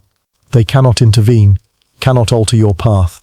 Yet they exist as a spectral presence. You feel their gaze faintly, and it magnifies the sense of loneliness because the observer is intimately connected to you, yet irrevocably distant. The paradox is striking. The very act of being deeply known by yourself creates isolation. Unlike a friend or confidant, this observer cannot speak. They offer no comfort, no advice, no shared laughter. They only watch. They know every misstep, every small betrayal, every moment of self-doubt, and you live under the weight of that silent awareness. Yet there is a subtle beauty embedded in this loneliness. Being observed by yourself is also being preserved. Every moment, whether mundane or extraordinary, is recorded in the living archive of your consciousness. The self that watches will remember, will understand, will eventually piece together patterns that you cannot yet see. Loneliness, in this sense, is the quiet price of continuity, the cost of existing both in action and in reflection simultaneously. It also explains why introspection can feel heavy. When you think about your past or anticipate your future, you are not merely recalling events. You are interacting with the observer embedded in your own mind. Their presence is intangible yet persistent, and it shapes how you feel, what you notice, and how you respond to the world. There is an odd tension in this dynamic. On one hand, it provides accountability. Your choices are witnessed, catalogued, and eventually understood. On the other hand, it is isolating, because the observer is a version of yourself that is always slightly removed, always outside the immediacy of life. You feel seen, yet profoundly alone. This experience can also explain certain forms of anxiety or self-consciousness. When you sense that a future self will witness your actions in vivid detail, even mundane decisions gain weight. The internal audience heightens awareness of missteps, amplifies regret before it occurs, and creates the sensation that every moment carries significance far beyond what seems obvious. Ultimately, the loneliness of being observed by yourself is inseparable from the continuity of identity. It is the price of existing in layers, of consciousness stretching across time, simultaneously living, remembering, and anticipating. You are alone not because you lack company, but because the deepest witness of your life exists within a dimension of experience inaccessible to others. And yet, in that loneliness lies a strange form of intimacy. The observer is not judgmental. They do not interfere. They merely record and remember. You are never truly invisible. Your existence is known to the deepest part of yourself. The solitude is tempered by the quiet reassurance that every moment, every pain, joy, hesitation, and triumph is preserved, forming the living tapestry of who you are and who you will become. Imagine a circle. Not a circle in space, but a circle of time itself. It curves endlessly, folding the past into the future into the past, and yet there is a single point moving along its circumference, the point that experiences. That point is you. Time feels linear because you are embedded at a single conscious location along the loop. You perceive a before and an after, an unfolding sequence of events. But the structure of existence itself may be cyclical. Events repeat, patterns recur, choices echo, yet only the point of awareness, the conscious self, experiences each loop in sequence. You are both the traveler and the observer, moving forward while the loop folds around you. This perspective reframes causality. Actions that seem new may in fact be echoes of the loop returning to itself. Insights that feel like original revelations could be memories of yourself from another circuit of time. The point of consciousness is always present to witness, always singular, yet the events themselves may recur indefinitely. Think of it like watching a film on repeat, but only you can perceive the progression. The frames themselves do not change. The loops exist eternally. The movie is not linear. It is already complete. You are the only part experiencing it as though it is unfolding. Each choice, each action, each emotion is recorded in the loop, but only the conscious point, the you at this precise moment, experiences the journey in real time. This concept explains why life can feel both familiar and unpredictable. You encounter patterns, coincidences, and resonances because the loop carries them across iterations. Yet from your singular perspective, these repetitions appear as novelty. You are the point of consciousness experiencing what has already, in some sense, occurred before. It also illuminates why intuition or premonition feels compelling. If the events of the loop exist independently of your conscious navigation, subtle signals can echo backward along the circumference, brushing against your awareness. You may hesitate, feel a chill, or notice a flash of understanding that has no clear cause because the loop is already established, and your point of consciousness senses the resonance of future recurrence. In this framework, mistakes and triumphs are simultaneously immediate and predetermined. You live them as if they are new, but the loop has already contained them. Your joy, pain, regret, and elation are all folded into a single eternal structure, and yet only the conscious point your experience renders them real. The loop is impartial, it merely exists. Consciousness gives it texture, significance, and narrative. Consider the weight of responsibility in such a model. Your choices feel heavy because they are both lived and, in some sense, already inscribed. Every action is witnessed by the singular point of consciousness. There is no second observer outside of you. The loop itself does not judge. You are both actor and audience, and the impact of decisions is amplified by the fact that the conscious point moves through the cycle alone, intimately entwined with everything it perceives. There is also liberation in this perspective. The loop is complete. Outcomes already exist. Fear of unknown consequences diminishes when you realize that the path is enclosed in a continuous structure. The singularity of consciousness provides continuity. You are never outside the loop. You are always part of it, and your awareness, even in uncertainty, anchors experience. Loneliness and intimacy coexist here. You are isolated in your point of perception, yet you are also the custodian of experience. You witness not only the unfolding of events, but also the continuity of self across each fold of the loop. Each sensation, each interaction, each choice is preserved, repeated, and experienced with the same intensity by the conscious point, even if the events themselves recur endlessly. In practice, living within this concept encourages mindfulness. Every action carries weight, not only because it matters in the present, but because it resonates across the loop. The ordinary becomes extraordinary, the fleeting becomes permanent. The conscious point experiences everything as singular, even when time itself is cyclical. And perhaps most intriguingly, the loop reminds you of the peculiar duality of life. You are bound to experience, yet free to navigate. Time is continuous, eternal, and repetitive, but your consciousness is a fleeting point, imbuing events with immediacy, emotion, and significance. In that tension lies the essence of existence, a single observer moving endlessly through the echoes of life. Right now, as you read these words, you are thinking. Maybe it's a simple observation, maybe a fleeting curiosity, or a quiet reflection that passes almost unnoticed. But imagine this thought being remembered, not tomorrow, not next week, but years from now by a version of yourself who has lived through countless other moments. Your future self, who has already endured joys, failures, and lessons, will recall this exact thought, the phrasing, the nuance, the emotional tone, all preserved in memory as part of the tapestry of who you become. For them, this moment is no longer present. It is a fact, a piece of history, recorded in the inner archive of consciousness. This realization reframes the nature of thought. You may feel spontaneous, as if each idea arises in isolation, but some part of you is already embedded in a continuum of experience. Every reflection, no matter how trivial it seems, is potentially a moment that will resonate later. Your mind, stretched across time, is not only generating ideas, it is creating memories for the future you. Consider how this might feel psychologically. You are both originator and subject of this thought. You are thinking it now, yet it also exists elsewhere in consciousness, catalogued and preserved. It carries a dual existence, immediate and archival.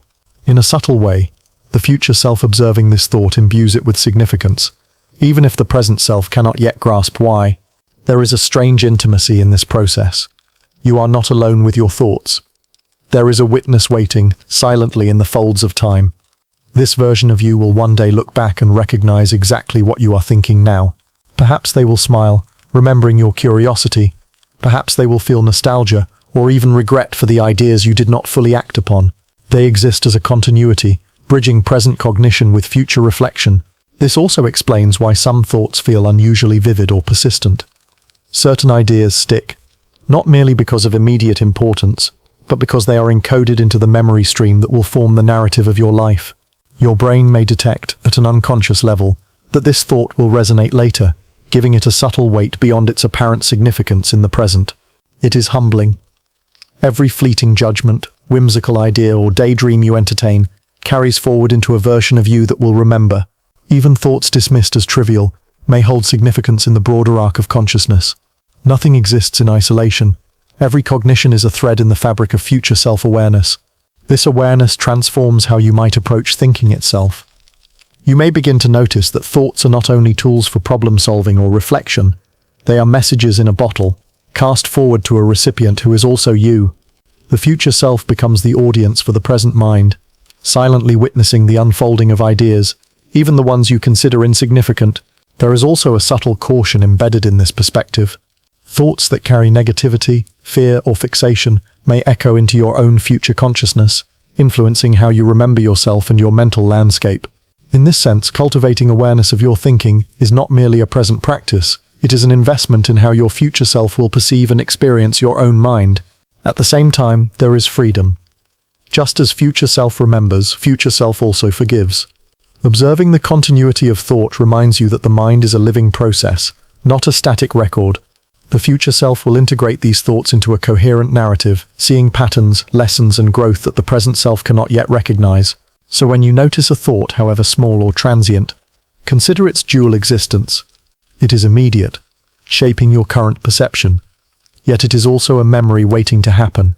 Your future self will recall it with context, emotion, and understanding that you cannot yet access. In that duality lies the profound continuity of consciousness. Every thought is both lived and remembered, immediate and archival. You are the thinker, the witness, and the memory all at once. This thought, the one you have now, is a bridge across time, a silent handshake between the present you and the future you who will remember it. preserving the fleeting spark of now in the eternity of self-awareness. There is a familiar way of remembering. You pull out a video, press play, and suddenly the past returns. The sights, sounds, and emotions replay in vivid detail, and for a moment you are transported. You are both there and not there. You watch yourself living a life that has already happened, aware of outcomes you did not yet know at the time. Now imagine that this experience is not limited to memory. Imagine that your present life is being watched in the same way, as if you are simultaneously living it and observing it. This is the paradox of consciousness stretched across time. The moments you inhabit now are already a kind of recorded footage for a future self, a mental archive that exists before you consciously remember it. When you recall an old video, you notice details you missed the first time. The way light fell through the window, the nervous gestures of your hands, the subtle shifts in someone's expression. You experience both familiarity and distance, caught between immersion and observation. Your future self watches your present life in a similar way. They notice patterns, emotions, and choices that are invisible to you now, recording them with the clarity of hindsight, while you remain immersed in the immediacy of experience. This duality explains certain emotional intensities in the present. You may feel fleeting regret, subtle pride, or unexplainable nostalgia, even for moments that are happening right now. These are echoes of the future self's awareness, glimpsing how this day will be remembered. Your body, your mind, and your intuition respond as if observing a moment already completed, layering your present experience with anticipatory resonance. The phenomenon is also why you sometimes feel like life has a soundtrack or cinematic quality. When watching old footage, sound and image combine to produce emotions that transcend the simple facts on screen. Similarly, your consciousness imbues moments with narrative weight in real time, as though the observer from the future is adding emphasis to the scene. A simple conversation may feel charged. A quiet walk may feel iconic, because the brain anticipates their importance in the mental archive yet to exist. This perspective reframes the notion of choice. When you act, it is both lived and observed. Decisions ripple through memory before they are consciously formed in hindsight. You are playing the part, but the scene is being catalogued by the future self. This creates subtle pressure. Even minor actions are imbued with significance, because someone your own consciousness will watch them later with full context.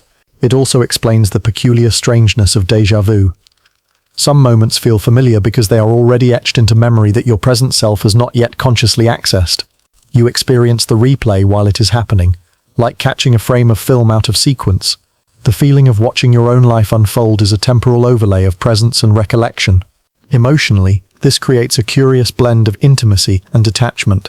You are fully participating in your life while simultaneously aware that it is being observed, recorded, and remembered. You are both protagonist and audience, actor and archivist. The loneliness of self-awareness deepens, but so does its richness. Ordinary moments carry the texture of significance, and fleeting experiences gain permanence through anticipatory memory. The analogy also highlights how perception is filtered. When watching old footage, you notice the things that matter to you now more than those that mattered at the time of recording. Similarly, your future self's awareness colors the present. Certain gestures, words, or experiences may carry hidden importance precisely because they will resonate in hindsight. You sense them before you understand why, as though a quiet internal director is shaping awareness subtly from beyond.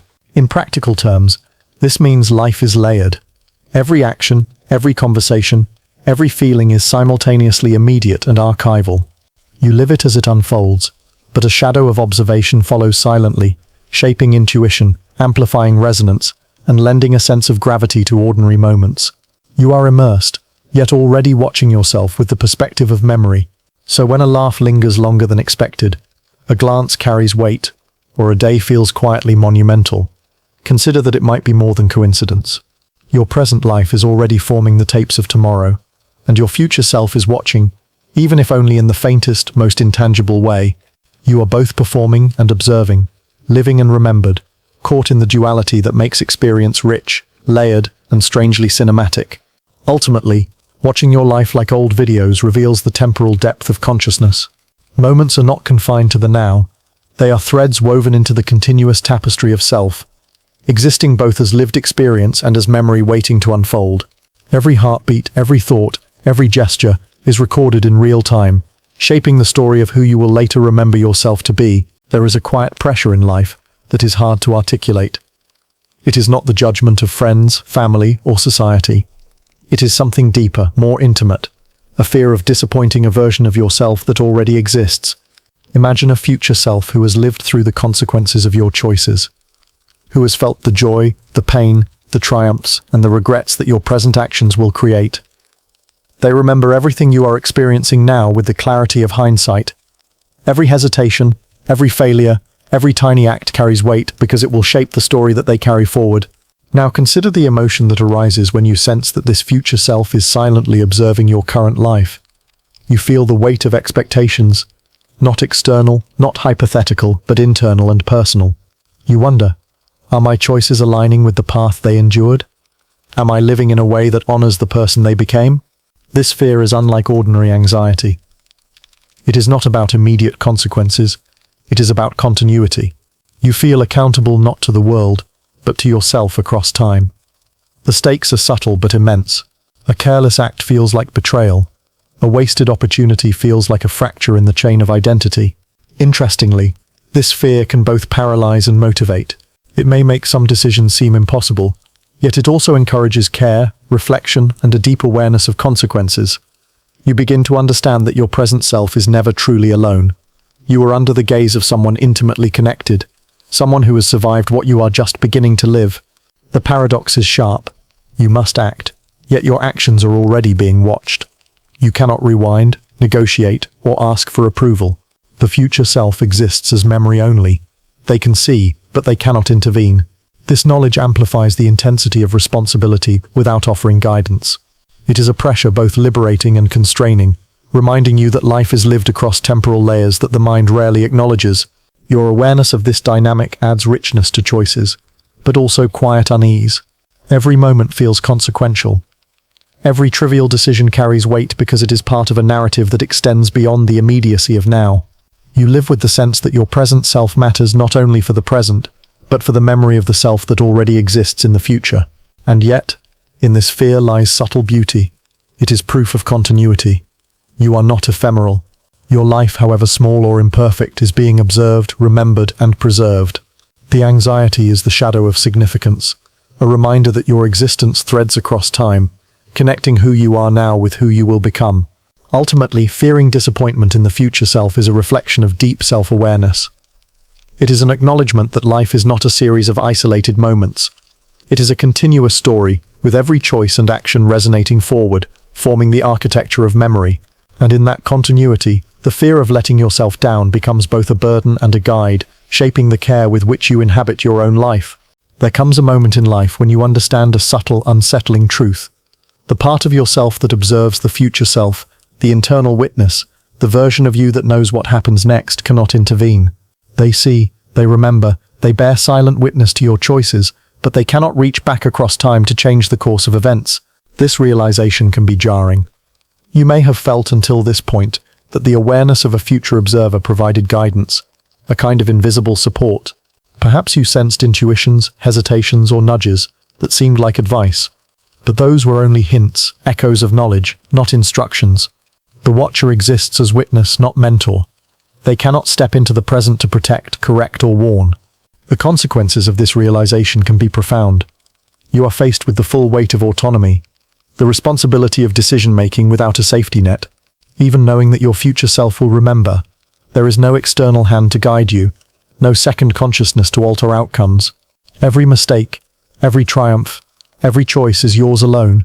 This does not diminish the value of the watcher. It intensifies it. Their presence underscores the reality that life is lived moment by moment, with the full immediacy of consequence. They remind you that observation and action are distinct.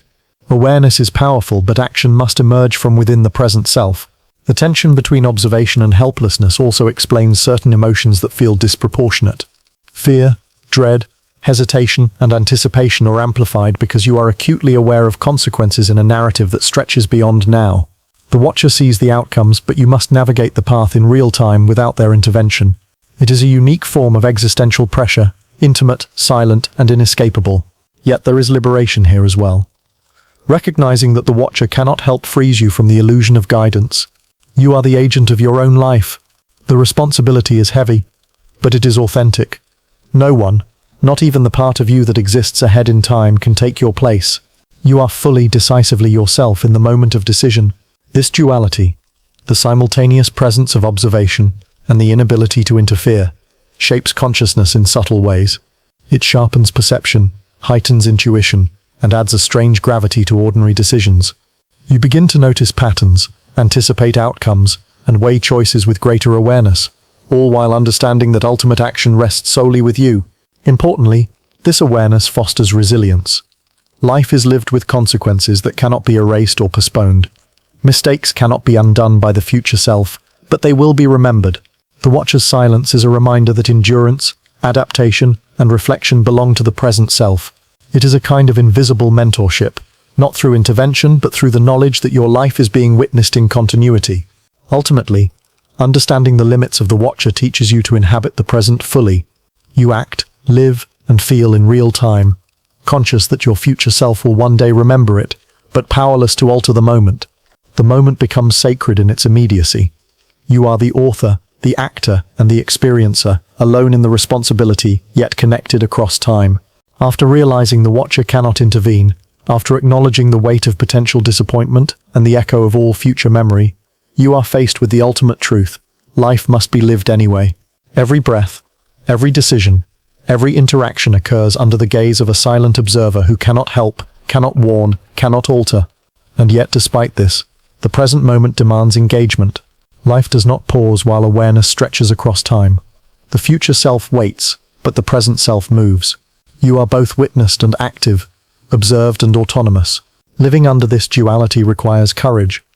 It demands acceptance of uncertainty. You cannot rely on hindsight, intuition alone, or imagined guidance from future memory. You act because you must, because experience is unavoidable, and because life unfolds independently of observation. The watcher exists, but the world does not bend to their perspective. This perspective reshapes the meaning of choices. Small acts become significant, not because they are inherently monumental, but because they are lived fully in the context of observation and consequence. You notice subtleties in relationships, in tasks, in fleeting moments of joy or sadness. Every interaction, every effort, carries resonance across time, even if the immediate stakes appear negligible. Paradoxically, the presence of a future self watching adds both weight and freedom. You are aware of the continuity of self, but you are not constrained by intervention. You are responsible but not judged. You carry your life forward fully, knowing that the outcomes, good, bad, and mundane, will be witnessed, remembered, and integrated into the narrative of who you become. This perspective encourages mindfulness. To live while the future looks on is to inhabit each moment intentionally, fully, and consciously. You experience the present with awareness of its permanence in memory. Every laugh, every hesitation, every act of courage or surrender gains texture and depth, because it will be recalled by someone who is you, yet not entirely you. There is also resilience in this understanding. Mistakes are inevitable, missteps are part of life, but the future self observes without interference, meaning that errors become lessons rather than absolutes. Life continues. Memory preserves, but it also interprets, learns, and contextualizes. The presence of a watcher reminds you that existence is both fragile and enduring. Ultimately, living under the gaze of the future self is an invitation to authenticity. You act knowing the stakes, but also recognizing the impossibility of perfection. You embrace both responsibility and freedom, presence and continuity, immediacy and memory. Life is lived fully because it must be, enriched by the knowledge that it is already part of a greater tapestry, the ongoing story of self that stretches across time. To live anyway while the future looks on is to honor both your present and your continuity. You engage with the world courageously, knowing the weight of observation, yet refusing to be paralyzed by it. You are both the performer and the recorded memory, the witness and the participant. Every moment matters because it is lived, and every moment is remembered because it is already part of who you will become. By now you can feel it. Life is never truly confined to the present. Every heartbeat, every thought, every choice ripples across time, quietly observed by the version of yourself that already exists ahead. The moments you inhabit now are threads in a tapestry that your future self will revisit, remember, and integrate into the story of who you become. This awareness reframes everything. Ordinary days are not insignificant. They are rehearsals and recordings simultaneously, lived fully while already archived in consciousness. Decisions, risks, joys, and mistakes are magnified, not by the world around you, but by the silent gaze of the self that carries memory forward. The intensity you sometimes feel, the inexplicable déjà vu, The rush of intuition, the quiet weight of choice, exists because consciousness is layered across time, intertwining present experience with future remembrance. At times, this dual perspective can feel lonely or even terrifying. You may fear disappointing a version of yourself that cannot intervene. You may notice the watcher in the background, aware that they cannot alter outcomes, that mistakes cannot be undone, that life must be lived despite their silent observation. And yet this is also liberating. It underscores a profound truth. The present is yours to inhabit, unmediated and unreplicable. You are simultaneously actor, audience and archivist of your own life. Living with this perspective heightens both responsibility and intimacy. Responsibility, because your actions carry resonance beyond immediate perception. Intimacy, because the most authentic witness of your life is you. The future self is not a judge but a silent companion, preserving the moments that matter, recording the fleeting, and connecting the dots that your present mind may never fully comprehend. Ultimately, this theory, your future watching you, illuminates the continuity of self. It is a reminder that life is not merely linear or ephemeral.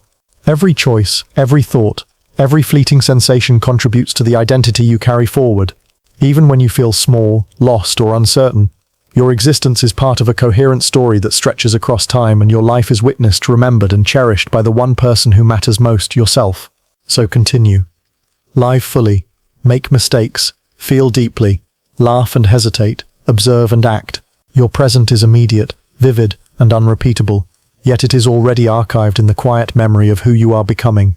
And in that knowledge lies both gravity and grace, the uncanny comfort that every moment matters, and the profound, silent reassurance that your life, messy, fleeting, human, is already seen, remembered, and carried forward by the self that will always watch patiently from the future.